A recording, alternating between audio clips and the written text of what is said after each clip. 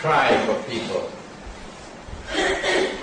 who have this power and who will be linked with the Holy Land. From that part of the world, you will see them moving to the Holy Land to take control of the Holy Land and then to bring the Israelite people back to the Holy Land. From north of the Caucasus Mountains. Do we know who they were?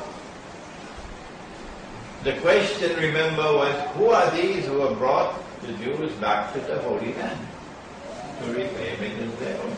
That's the question. When we conduct our research, we find something very interesting. And that is that there was a tribe of people who lived in that region, north of the Caucasus Mountains, who converted to Judaism, who converted and became Jews. So these are not Banu Israel. No. These are not from the seed of Nabi Ibrahim alayhi salam to Nabi Yaqub alayhi salam. These are not Banu Israel.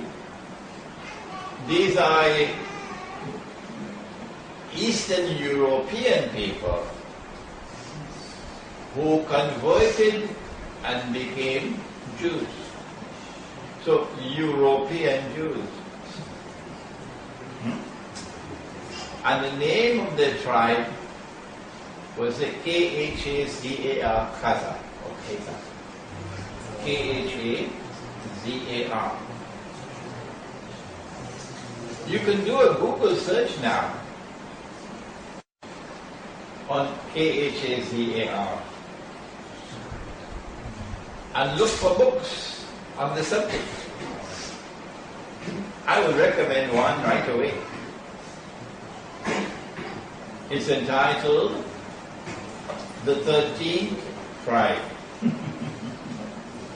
The 13th tribe, because Banu Israel were 12 tribes.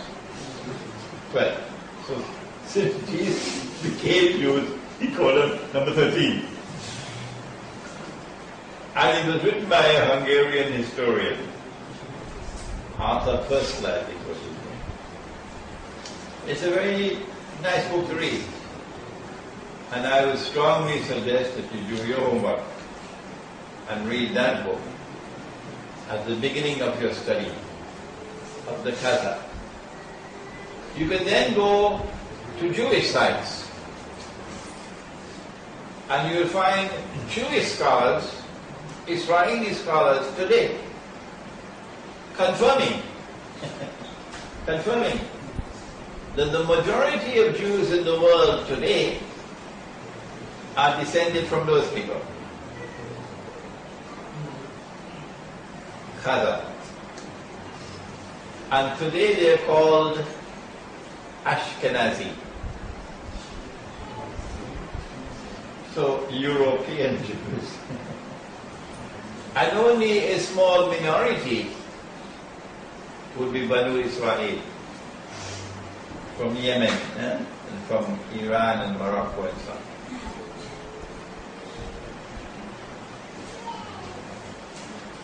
These Khazar Jews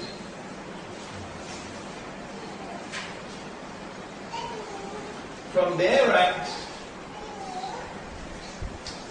some converted from Judaism and became Christians.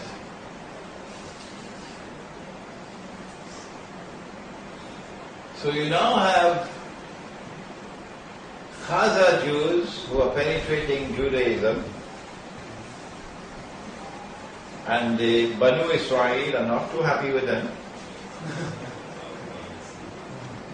And then you have Khazar Jews who become Christians and penetrating Christianity.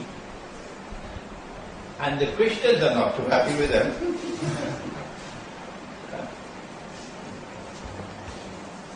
So they put their foot into both camps. the Jewish camp and the Christian camp.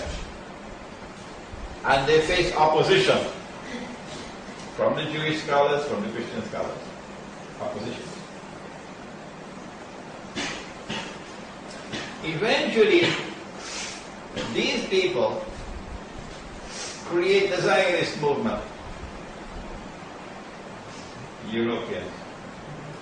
And so you get Zionist Jews, Khazars, and Zionist Christians, Khazars. And they succeed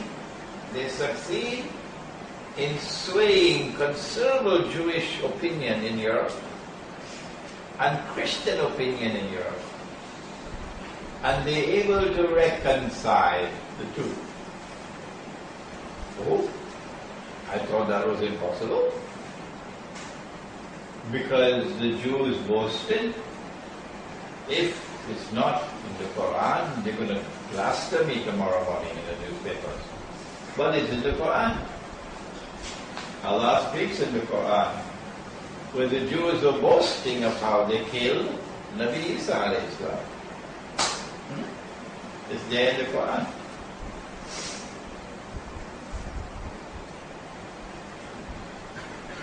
And because it's in the Quran, it's now possible for us to say, well, there is an explanation why the Christians were so hostile to the Jews all through history.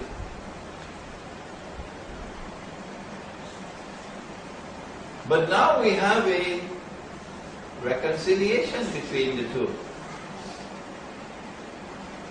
And the emergence of a Jewish-Christian alliance. Zionist alliance. How was it possible? Answer: because you had some in this camp and you had some in that camp. And they were both Khazars. Now this is a very important event in history that has happened. That European Judaism and European Christianity have reconciled. And they formed an alliance. And it is that alliance which today controls the world. That alliance also wants Russia to bend down. And that alliance wants China to also bend down. And if Russia and China don't bow down, they're going to fight to that. Because they want to rule the world. That is the alliance which brought the Jews back to the Holy Land, Banu Israel, back to the Holy Land. That is the alliance. So Gog and Magog are located here, in the Judeo-Christian Zionist alliance. Do we have a Jewish-Christian alliance in the world today? Yes, we do. It is the European Zionist Jewish-Christian alliance. They are the ones who rule the world today. And they are the ones who are putting pressure on Russia and on China to bow down.